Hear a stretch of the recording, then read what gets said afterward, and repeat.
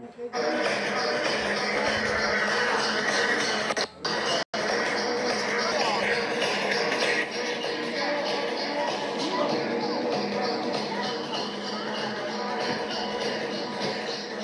pra porta dele. Escorrega. Estou aqui na estátua do touro de Wall Street. E esse touro foi construído para simbolizar o mercado financeiro, a potência do mercado financeiro no final da década de 80, quando os Estados Unidos passou por uma recessão de aproximadamente 20% de crise da queda da Bolsa de Nova York. Interessantemente, são valores que foram um pouco maior do que a da crise de 29. Mas esse touro foi construído justamente como símbolo de que a Bolsa de Nova York, a economia norte-americana, ela é extremamente potente e resiste às crises. E aí fica uma pergunta: por que os Estados Unidos conseguiu passar por uma recessão tão grande no final da década de 80, uma tão grande no início da década de 20, e por que a crise de 29 eles não conseguiram se livrar? O que aconteceu efetivamente para que a crise de 29 se distanciasse das demais crises? A resposta para isso está na palavra intervencionismo. A diferença entre as crises de 21, de 87 e de 29 é que na crise de 29 a opção do governo norte-americano não foi de permitir que houvesse o livre comércio para que se regulasse as questões econômicas dos Estados Unidos, mas pelo contrário, o presidente na época, o presidente Hoover, pensou que a melhor forma de se controlar uma crise era intervindo na economia. Eu vim aqui pro Starbucks porque tá bastante frio lá fora. E aí eu vou poder explicar melhor a vocês tudo o que eu estou falando nos stories anteriores. Tudo a gente tem que entender em que contexto aconteceu esse processo de crise da Bolsa de Nova York em 1929. Esse contexto começa com o fim da Primeira Guerra Mundial. Na verdade, com a entrada dos Estados Unidos na guerra. Os Estados Unidos resolvem entrar na guerra depois da Rússia, do Império Russo, resolver sair após a Revolução de Outubro de 1917, fazendo com que a guerra, que era levemente empatada, passasse a ficar em desvantagem para a Entente, que era o grupo de aliados dos Estados Unidos. Os Estados Unidos tinham interesse na vitória da Entente porque havia feito muitos empréstimos e vendido muitos produtos para esses países. Então necessitava que fossem pagos esses valores de volta. Além disso, a Alemanha, que pertencia à Tríplice Aliança, tinha prometido ao México dar alguns territórios dos Estados Unidos que anteriormente, lá no século XIX, tinha sido tomado. É interessante notar que, a essa época, após a Primeira Guerra Mundial, os Estados Unidos se tornaram o maior credor do mundo, passando a Inglaterra, que até 1915 era a maior credora de todo o mundo. Todo mundo devia a Inglaterra. A partir de agora, todo mundo devia aos Estados Unidos. Os Estados Unidos saem dessa guerra sem ter tido qualquer conflito dentro do seu território e também com um grande número de empréstimos e de valores especulativos girando dentro da sua economia. O Tratado de Versalhes, né, que é um tratado que regulamentou o que aconteceria com os vencedores e os perdedores da guerra. A partir de então, os Estados Unidos se consolida como grande potência mundial em relação de oferta de emprego. Interessantemente, ele vai cortar o custo da máquina pública em 50%.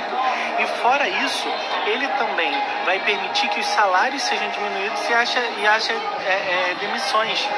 Os Estados Unidos vão consolidar o seu poder, né, e sua potência mundial quando o próprio presidente Woodrow Wilson apresenta 14 pontos para a política e economia internacional que vão ser acatados por todos os países na transformação do tratado. Ele vai, ao invés de intervir na economia, do governo ir lá e movimentar e tentar regular, ele regula o governo e permite que as empresas regulem entre si preços, salários e Wilson, quem assume é o Warren Harding, né, um presidente que passa por uma crise do capitalismo liberal dentro dos Estados Unidos. E é interessante que os índices são bem assustadores, né? A gente tem um aumento do desemprego de 5% para 12%, além de ter uma retração de 17% da economia, né? Ou seja, temos queda de preço em 10%. E esse presidente, o Harding, ele vai ter uma atitude bem interessante. Essas demissões vão ser importantes porque isso vai regulando o preço. Quando eu regulo os salários, eu não estou simplesmente tirando do trabalhador, mas eu estou igualando ou dando para ele a oportunidade de igualar o seu salário com o poder de compra dele. Para vocês terem noção, o Harding conseguiu diminuir a dívida pública em 33%. A gente tem que entender que dívida pública é o dinheiro que o governo pega emprestado de entidades ou federais ou entidades privadas para poder efetivamente renegociar a sua dívida, né, para pagar as suas dívidas e movimentar a economia. Ele consegue reduzir esse valor em 33%. Mais do que isso, ele consegue incentivar para que o Federal Reserve, né, o Banco Federal dos Estados Unidos, consiga emprestar dinheiro para credores, né, e para outros países. Então a economia começa a se movimentar de uma maneira louca, muito louca.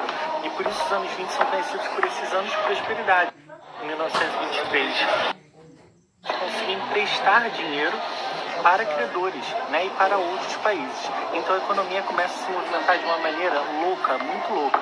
E por isso os anos 20 são conhecidos por esses anos de prosperidade, porque é uma movimentação enorme de dinheiro na economia. Em 1923, Harding morre, ele tem um infarto. Quem assume seu lugar é o Calvin Coolidge. E aqui fica uma dica muito importante, se você quer na política, quer conhecer um modelo de um bom conservador que tem boa noção de administração pública e de economia de maneira a entender o livre comércio, você deve buscar conhecer Calvin Coolidge, um presbiteriano, foi um dos melhores presidentes dos Estados Unidos.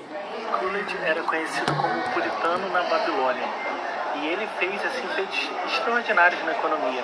O Federal Reserve, né, o Fed, conhecido pela sua sigla, reduziu as suas taxas de 6% para 3,5%.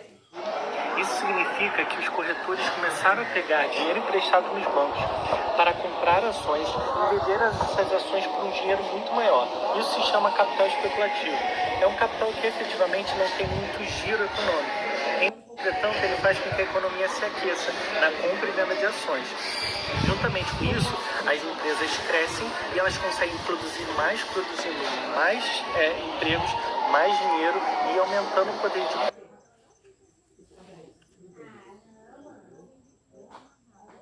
Na compra e venda de ações. Juntamente com isso, as empresas crescem e elas conseguem produzindo mais empregos, mais dinheiro e aumentando o poder de compra. Ou seja, do início da década de 20, ali em 23 até 29, os Estados Unidos vivem um período de prosperidade nunca visto em qualquer parte do mundo e nunca reproduzido logo depois. Em 1928, o Federal Reserve ele acaba retraindo um pouco e aumentando a sua taxa de juros. Foi um aumento bem drástico.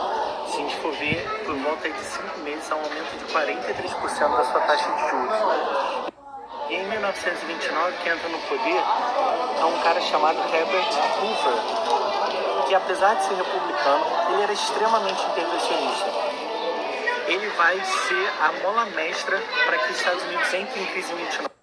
Em outubro, a situação piora muito, porque no dia 24 de outubro de 1929, nós temos o que nós chamamos de crash da Bolsa de Nova York.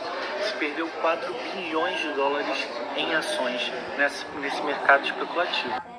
E aí, simplesmente após a notícia de perda de 4 bilhões de dólares no mercado financeiro, o presidente Hoover anuncia que irá sancionar possivelmente a tarifa Smith-Hawley, que taxaria em 20% todos os produtos importados nos Estados Unidos, diminuindo então a concorrência, deixando só os produtos lá dentro. Só que isso causa um pequeno problema. Nós devemos lembrar que os Estados Unidos eram credor do mundo inteiro. Logo, se você taxa demais os produtos, os países param de comprar e param também de pagar as suas dívidas. E parando de pagar as suas dívidas, os Estados Unidos não têm como pagar a sua própria dívida. Isso cria uma bola de neve enorme. Graças a Deus, em 29, o governo aprova essa tarifa, mas só a notícia dessa tarifa causou, na terça-feira do dia 29 de outubro, uma queda de 12% da Bolsa de Nova York. Ou seja, uma bolsa de extremamente debilitada da quinta-feira passada, passa agora na terça-feira, entrando na sua recessão total. E a saída que o Hoover encontra para isso é totalmente diferente da saída que Harding vai encontrar lá em 21.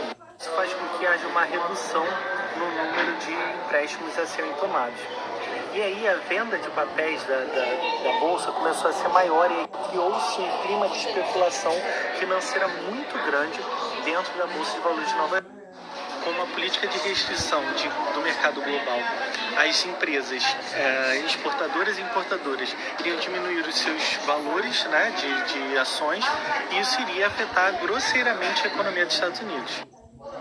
Hoover, incrivelmente, falava que não havia crise nos Estados Unidos nessa época e que o pobre comia muito bem. Não havia por que se preocupar com toda essa crise. Entretanto, ele começou a proibir que as empresas tomassem iniciativas próprias. A primeira coisa que ele fez foi reunir os grandes empresários e proibir que eles reduzissem os empregos e reduzissem também os salários, porque eles diziam que quanto menores os salários, menores os empregos, e mais do que isso, que os sindicatos fariam inferno no governo dele, e ele não queria se indispor com os sindicatos. O resultado disso é que as empresas começaram a fechar porque elas não tinham condições de manter nem seus funcionários, nem seus salários. Além disso, muitos dos investidores que tinham pegado dinheiro emprestado e as próprias empresas não conseguiam pagar, e os bancos estavam cobrando isso. Com essa questão, os bancos começando a fechar, muitos correntistas começam a sacar os seus valores para poder salvar as suas quantias dos bancos. E isso vai causar cada vez mais recessão e crise e falência de bancos. Ou seja, é um processo cíclico de falência atrás de falência, porque não havia possibilidade de redução ou de regulação da economia por parte do mercado. Muitos papéis da Bolsa de Valores começaram a ser vendidos para pagar as dívidas com os credores que havia. Isso vai acontecer que mais ou menos um valor de 16 bi de papéis na Bolsa de Valores foram vendidos. O prejuízo que houve dessa venda foi de 14 bilhões de dólares para os Estados Unidos.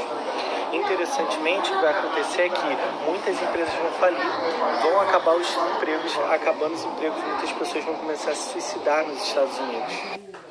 Outra saída que os bancos encontraram foi cobrar dívida dos países europeus. Muitos bancos federais e bancos privados também tinham feito empréstimos a países europeus que estavam ainda quebrados da Primeira Guerra Mundial. Esses países europeus não tinham como pagar as suas dívidas e ficavam devendo. E aí, para tentar conseguir manter a boa relação com os Estados Unidos e ter, né, o seu dinheiro da parte do empréstimo, eles acabavam se endividando cada vez mais. E por isso a crise de 29 acaba tendo um impacto global, porque uma das saídas encontradas pela economia norte-americana foi tentar cobrar os países que os deviam. E era praticamente o mundo inteiro devia, à exceção agora da nova União Soviética. O que vai acontecer é que em 1930 o presidente Hoover vai então sancionar a tarifa Smoot-Hawley e vai paralisar de vez a economia global, gerando uma crise sem precedentes no capitalismo liberal. Hoover então acredita que o Estado deveria regular a quantidade de emprego e o salário, não permitindo que houvesse nenhuma baixa, nenhuma demissão. E essa requisição que ele faz aos grandes empresários só vai durar até 2 anos, quando inevitavelmente eles vão precisar demitir pessoas em massa, fazer demissões assim astronômicas e corte de salários. Entretanto, 2 anos após essa crise enorme que aconteceu em 29, já não fazia tanto efeito mandar pessoas embora e cortar salários. A crise já estava institucionalizada. E além disso, muito importante dizer é que Hoover vai entender que para resolver esse problema, ele deverá aumentar os gastos estatais. Hoover vai aumentar em 50% os gastos do governo e, além disso, vai aumentar a alíquota máxima do imposto de renda de 25% para 63%. O Brasil hoje, né, nós estamos aí nesse período de transição de previdência social, nós cobramos hoje uma alíquota máxima de 27,5%, ou seja, 63% do valor do cidadão americano era retido na fonte. Com essa intervenção enorme na economia, não podendo demitir e tendo que manter empregos, o que vai acontecer é que os Estados Unidos continuam num processo de produção, porque tem muita gente trabalhando, sem ter um acompanhamento do consumo. E daí foi onde seu professor de história mentiu para você. Ele disse para você que a crise foi uma consequência de uma superprodução e subconsumo. Na verdade, não. A crise, na verdade, ela é a causa de uma superprodução e um subconsumo.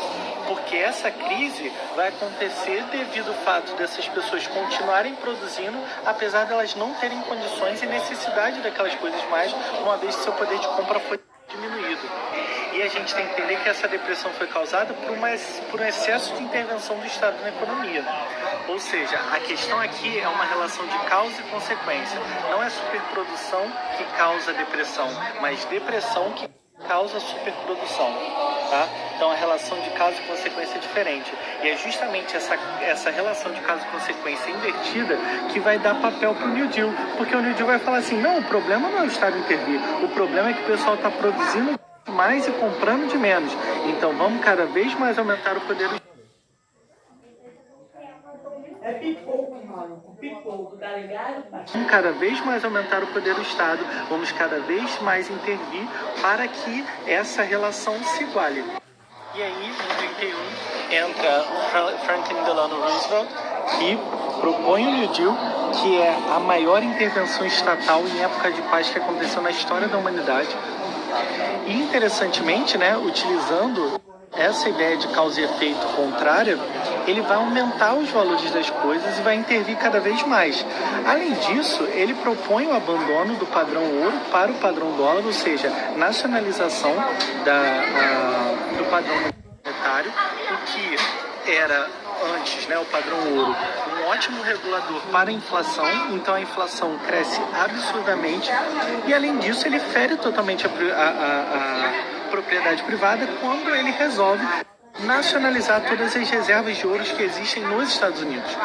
Então, Franklin Delano Roosevelt faz um trabalho extremamente intervencionista nisso e faz com que a crise de 29 se estenda até a guerra. É interessante a gente pensar porque as pessoas falam, não, porque o New Deal resolveu tudo, né? Quando chegou lá, os Estados Unidos voltou a ser potência. Pera, interessantemente, os Estados Unidos só volta a ser potência no início da Segunda Guerra Mundial, quando ele volta a emprestar dinheiro e volta a vender suas armas. É quando o capitalismo volta a funcionar, é que os Estados Unidos voltam a se recuperar. Ou seja, uma crise que poderia ter durado 1 ano, passa a durar 10. E aí uma série de atos vão ser baixados, né, de maneira impositiva pelo presidente para poder garantir que todas essas intervenções acontecessem fora das necessidades constitucionais dos Estados Unidos. E aí toda a economia começa a ser regulamentada pelo governo e aí o surgimento de cartéis, monopólios vai ser cada vez maior dentro dos Estados Unidos, só sendo resolvido efetivamente quando, pós Segunda Guerra, os Estados Unidos começam a recuperar o seu ar capitalista dentro desse processo. FDR era, na verdade, um grande populista. E o seu populismo lhe rendeu, apesar da permissão constitucional, 3 eleições seguidas, só saindo do poder efetivamente por causa da poliomielite que levou à morte em 45, quando Harry Truman assume no seu lugar. Né? Mas até hoje, Franklin Delano Roosevelt é lembrado como um grande nome dentro da política norte-americana e também mundial. Interessante, né? Essa história de populismo e manutenção no poder, a gente viu aqui por alguns longos 16 anos. Vocês estão lembrados disso? Vale lembrar que o New Deal foi uma proposta de um cara chamado John Maynard Keynes, que propôs a teoria keynesiana. É uma teoria de intervenção no Estado. A ideia do New Deal era basicamente de formação e construção de empregos. Mais ou menos, eu vou cavando um buraco aqui e você vem atrás tapando esse mesmo buraco para que a gente gere esse tipo de emprego e vá podendo aumentar o poder de compra desse pessoal. E é interessante que no seu livro, onde ele defende a sua teoria, Keynes vai falar que o ambiente ideal para o desenvolvimento da sua teoria econômica seria em regimes totalitários como, por exemplo, o nazismo, que à época ainda não era visto como um grande mal dentro da humanidade. Né? Nessa época, 33 a 39, Hitler ainda era só um rapaz que queria reunir o antigo Império Romano Germânico. Ou seja, Franklin Delano Roosevelt, um presidente de esquerda, né, democrata, se mostra afeito a uma teoria econômica que é própria e se encaixa como uma luva em regimes totalitários, feito e pensado em regimes como esse. Mais uma vez, o populismo da esquerda mostra sua afeição na manutenção e na perpetuação do poder. É interessante a gente ver que essas relações entre totalitarismo e esquerdas, elas são muito, muito fortes. A gente tem Stalin aí para provar isso tudo, e fora outros grandes nomes do totalitarismo que estão ligados a políticas intervencionistas e de relação de aumento do Estado. Então, na próxima vez que um professor de história falar para você que o problema dos Estados Unidos foi superprodução e subconsumo, fala para ele que ele é um desonesto, que ele tem que estudar um pouquinho mais de história norte-americana. Eu não vou culpá-lo, a gente realmente estuda muito pouco isso na faculdade. Na verdade, né, a gente é levado a acreditar de que a gente nem precisa saber de economia, mas se o seu professor estudar um pouquinho de economia, um pouquinho de história dos Estados Unidos, vai entender que o problema do New Deal foi o Estado querer se meter onde ele não deveria.